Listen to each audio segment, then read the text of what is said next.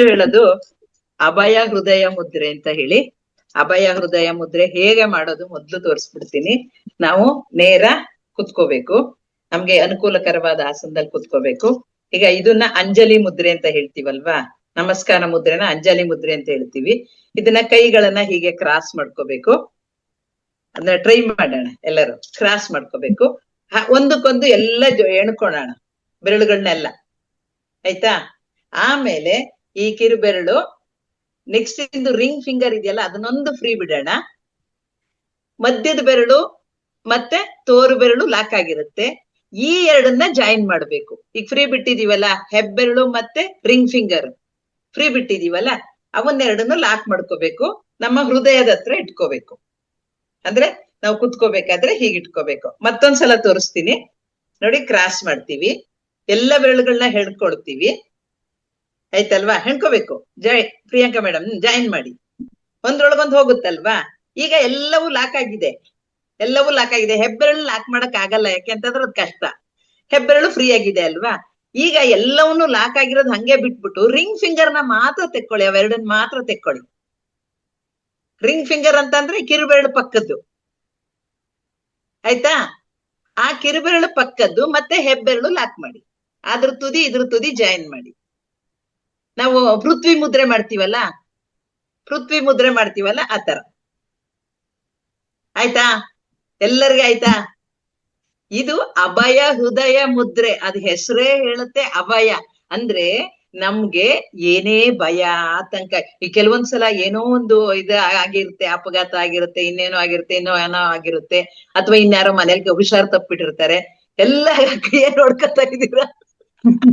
ಎಲ್ಲ ಕರೆಕ್ಟ್ ಆಗಿ ಜಾಯಿನ್ ಆಗವ ಏನು ಅಂತ ಎಲ್ಲ ನೋಡ್ಕೊತಾ ಇದ್ದೀವಿ. ಆಗಿದಾವ? ಈಗ ಮತ್ತೊಂದ್ಸಲ ತೋರಿಸ್ತೀನಿ ನೋಡಿ. ಈಗ ನೋಡಿ, ಅಂಜಲಿ ಮುದ್ರೆ ಅಲ್ಲ, ಇದು ಅಂಜಲಿ ಮುದ್ರೆ. ಇದನ್ನ ಕ್ರಾಸ್ ಮಾಡಿ ಎಲ್ಲ ಒಂದಕ್ಕೊಂದು ಬೆರಳುಗಳನ್ನ ಹೆಣ್ಕೊಳ್ಳಿ. ನಾವು ದಿನ ಮಾಡ್ತೀವಲ್ಲ, ಇದು ಕೆಳಗಡೆ ಇಟ್ಕೊಂಡ್ ಮಾಡ್ತೀವಿ, ಇದನ್ನ ಹಿಂದ್ಗಡೆಯಿಂದ ಮಾಡ್ತಿದೀವಿ ಅಷ್ಟೇ. ಎಲ್ಲವೂ ಲಾಕ್ ಆಗಿದಾವಲ್ವಾ? ಎಲ್ಲವೂ ಲಾಕ್ ಆಗಿದೆ. ಈಗ 4 ಬೆರಳು ಹಿಂಗ್ ಲಾಕ್ ಮಾಡ್ಕೊಂಡಿದೀವಲ್ವಾ?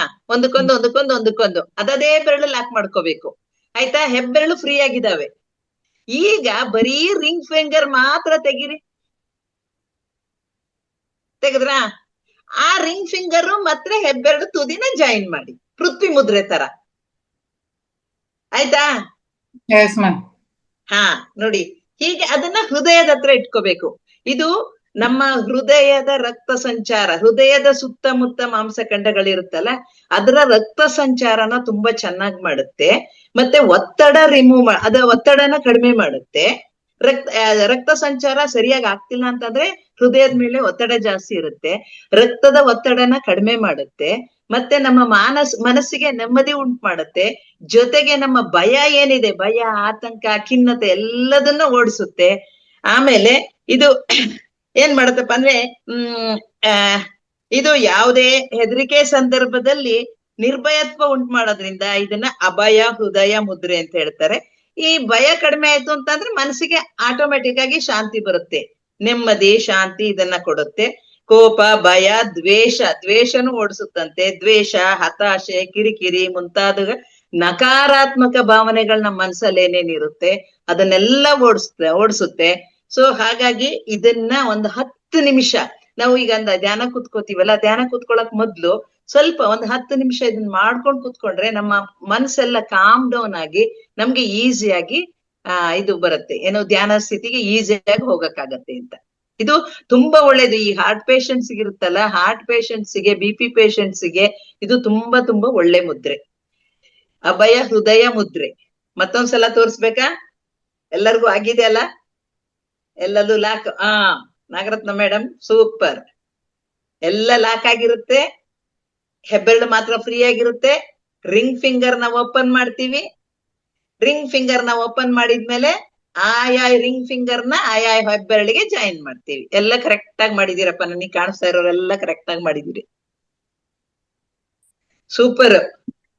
ಸೂಪರ್ ಆಗಿ ಮಾಡಿದೀರ. ಎಷ್ಟೊಂದ್ ಜನ ನಮ್ ಬೆರಳು ಕೂಡಲ್ಲ ಅಂತ ಒದಾಡ್ತಾರೆ. ಎಲ್ಲರೂ ಚೆನ್ನಾಗಿ ಮಾಡಿದ್ರೆ ಎಲ್ಲರಿಗೂ ಅಭಯ ಸಿಕ್ತು. ಥ್ಯಾಂಕ್ ಯು ಮೇಡಮ್, ಒಳ್ಳೆ ಮುದ್ರೆ ಹೇಳ್ಕೊಟ್ರಿ. ಧನ್ಯವಾದಗಳು. ಇದನ್ನ ನೀವು ದಿನಾ ಪ್ರಾಕ್ಟೀಸ್ ಮಾಡಿ. ಬೆಳಗ್ಗೆ 10 ನಿಮಿಷ, ಸಂಜೆ 10 ನಿಮಿಷ ಮಾಡೋದ್ರಿಂದ ನಮ್ಮ ಹೃದಯದ ಆರೋಗ್ಯ, ಅಟ್ಯಾಕೆ ಆಗಿರ್ಬೇಕು ಅಂತಿಲ್ಲ, ಟೆನ್ಷನ್ ಇರ್ಬೇಕು ಅಂತ ಏನಿಲ್ಲ, ಟೆನ್ಷನ್ ಇಲ್ದಂಗೆ ಬದುಕಬಹುದು. Prevention prevention correct. ಹಂಗೆ ಅದ್ ಮಾಡೋಣ. ಅದು ಒಂದು ಅಭಯ ಹೃದಯ ಮುದ್ರೆ. ಇನ್ನೊಂದು ಸುರಭಿ ಮುದ್ರೆ ಎಲ್ಲರಿಗೆ ಗೊತ್ತಲ್ಲ, ಕಾಮಧೇನು ಮುದ್ರೆ. ಕಾಮಧೇನು ನಮ್ಮ ಹೇಳಿದ್ರು ಮಾತಾಡ್ತಿದೆ, ಗೊತ್ತಾ ಇಲ್ವಾ? ಗೊತ್ತಿದೆ ಹೇಳಿ. ಸೊ ಅದ್ರಲ್ಲೂ ಹಂಗೇನೆ ಕ್ರಾಸ್ ಮಾಡ್ಕೋತೀವಿ, ಎಲ್ಲವನ್ನೂ ಜಾಯಿನ್ ಮಾಡ್ತೀವಿ. ಸಾರಿ, ಹೀಗೇನೆ ಅದು ಹೀಗೆ ಜಾಯಿನ್ ಮಾಡ್ತೀವಿ. ಜಾಯಿನ್ ಮಾಡಿ ಕಿರುಬೆರಳು ರಿಂಗ್ ಫಿಂಗರ್ಗೆ ಅಪೋಸಿಟ್ ಸೈಡ್, ಕಿರುಬೆರಳು ರಿಂಗ್ ಫಿಂಗರು, ಮಧ್ಯದ ಬೆರಳು ಇಂಡೆಕ್ಸ್ ಫಿಂಗರು, ತೋರ್ಬೆರಳು ಜಾಯಿನ್ ಆಯ್ತಾ? ಅಂಜಲಿ ಮುದ್ರೆ. ಕಿರುಬೆರಳನ್ನ ಆಪೋಸಿಟ್ ಸೈಡಿನ, ಈಗ ಬಲಗೈಯಿನ ಕಿರುಬೆರಳು, ಎಡಗೈಯಿನ ತೋರು ಬೆರಳು ಜಾಯಿನ್ ಮಾಡಿ. ಆಮೇಲೆ ಬಲಗೈನ ರಿಂಗ್ ಫಿಂಗರ್ ಅಂದ್ರೆ ಉಂಗುರದ ಬೆರಳು ಮತ್ತೆ ಎಡಗೈನ ಕಿರುಬೆರಳು ತುದಿ ಜಾಯಿನ್ ಮಾಡಿ. ಆಯ್ತಾ? ಅಷ್ಟಾಯ್ತಾ? ಅದಾದ್ಮೇಲೆ ಈ ಮಧ್ಯದ ಬೆರಳು ಇರುತ್ತಲ್ಲ, ಬಲಗೈನ ಮಧ್ಯದ ಬೆರಳು, ಎಡಗೈನ ತೋರು ಬೆರಳು, ಎಡಗೈನ ಮಧ್ಯದ ಬೆರಳು, ಬಲಗೈನ ತೋರು ಬೆರಳು, ಈಗ ಜಾಯಿನ್ ಮಾಡ್ಬೇಕು ಅಪೋಸಿಟ್ ಸೈಡ್ ಇಂದು. ಕಾಣಿಸ್ತಿದ್ಯಾ? ಆಯ್ತಾ ಎಲ್ರಿಗೂ? ಆಯ್ತಾ? ಸೊ ಈ ಹೆಬ್ಬೆರಳನ್ನ ಫ್ರೀ ಆಗ್ಬಿಟ್ಟು ಇದು ಹೇಗೆ ಕಾಣಿಸುತ್ತೆ ನೋಡಿ, ಈ ಹಸುಗಳದ್ದು ಮೊಲೆ ಹೇಗಿರುತ್ತೆ 4, ಅದ್ರ ತರ ಕಾಣಿಸುತ್ತೆ. ಇದನ್ನ ಕಾಮಧೇನು ಮುದ್ರೆ ಅಂತಾನು ಹೇಳ್ತಾರೆ. ಕಾಮಧೇನು ಮುದ್ರೆ ಅಥವಾ ದೇನು ಮುದ್ರೆ ಅಥವಾ ಸುರಭಿ ಮುದ್ರೆ, ಇದೆಲ್ಲದು ಒಂದೇನೆ. ಇದನ್ ಮಾಡೋದ್ರಿಂದ ಇದನ್ನ